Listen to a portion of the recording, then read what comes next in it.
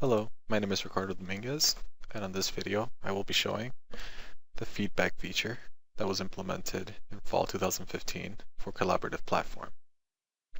The first thing we will do is we will log in with a user account.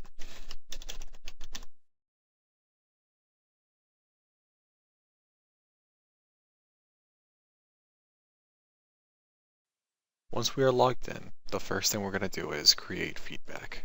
For this, we go to the top tab, click feedback, and then click on the link that says give feedback.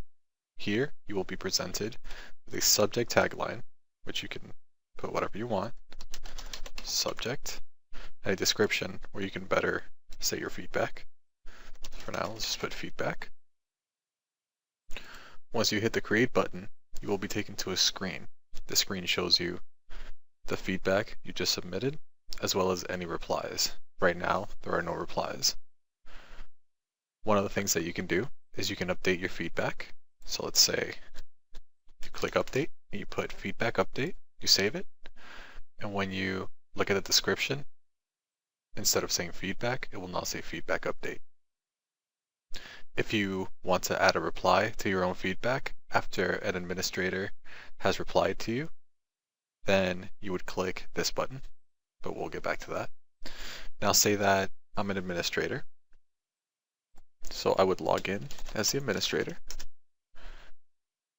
and I wanted to check if there's any feedback that I haven't responded to yet. I would go to feedback, and as an administrator, I'd just be able to go to the top menu and click view feedback, or I could go to manage and click manage feedback. And then I could see that right there at the bottom one is the feedback that we just entered. Now, if you click on the eye, it takes you to the view of that feedback. You can then reply to it, put a message here. It says this is a reply. And now you'll be taken back to the view where you can see the original feedback as well as your reply. It is now up to the user to either contest to your reply or say that he is satisfied with the feedback.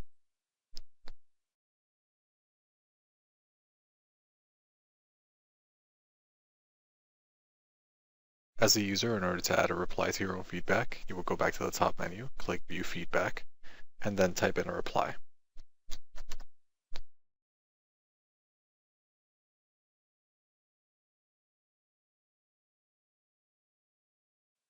You hit the create button, and then as you can see, under the replies, you will first see the administrator reply, and then you will see the reply entered by the user.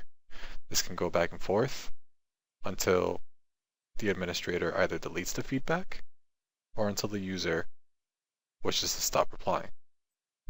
Next, I will briefly go over unit testing and functionality testing within the Collaborative Platform system. Unit testing is handled through PHP Unit. Here I am using PHP Storm. Unit tests are divided into test suites. Today we will be going over the User Actions Test Suite.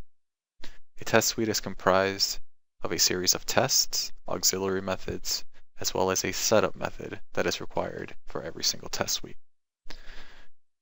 The user actions tests has different actions that a user would perform within the system. For example, log in or log in with wrong credentials, change password when log in, so on and so forth. Now the way to run a test suite is you would first need to put it into the correct directory, and everything should be good from the get-go. All you would need to do is just right-click, run this test suite, and off it goes. Down here we can see that the test suite ran.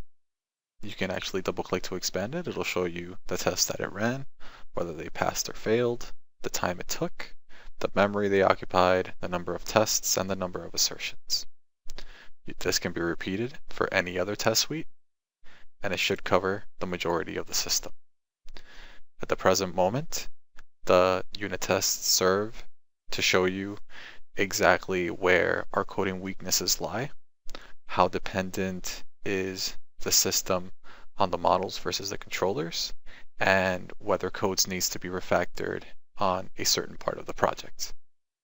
Next, we move on to functionality testing.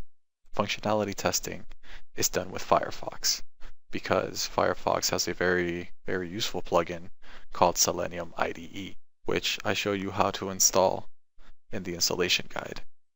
Now, assuming you have the plugin installed, you click it and it will open up this window. Now, you can take any of the files that were given to you. For this case, we're going to use the report functionality file that acts as a test suite, just like unit testing. And each one of these is a test, which you can edit on your own through either the HTML provided or through this interface. I will show you momentarily how to create your own series of functionality tests, but first let's run an existing case. Now, as you can see, we have Firefox running in the background and we have Selenium IDE in the foreground. We're going to click this button here that says play entire test suite, and off it goes. It makes sure that all the reports lead you to the correct place, that they all run correctly, and that you receive the correct value from each of the reports. If you click open, you can see that these functional tests extend to ticket, users, video conference, so on and so forth. If you would like to make your own, it's very simple to do so. Now let's say you wanted to create your very own functionality test.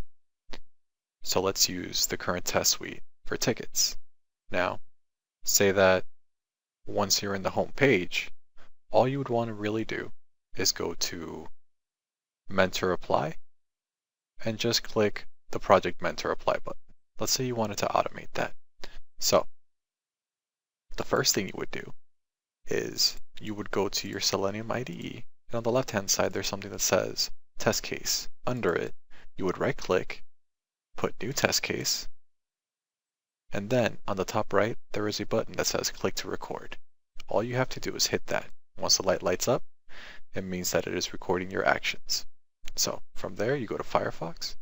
Assuming you're on the home page, you click on the top menu that says Mentor Apply, and then you click on the Apply button under Project Mentor. And that's it. Let's say that's all you want to automate. You would go back to your Selenium IDE. You stop recording by clicking the Now Recording, click to Stop Recording button. And as you can see, this writes down a list of commands.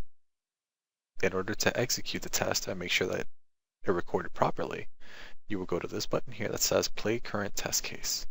Once you hit it, you'll be taken to the menu, and then Selenium IDE will navigate back to the Project Mentor page all on its own. That is a very simple example of how Selenium IDE works and what its function is. This concludes our brief overview of unit and functionality tests. Thank you for watching.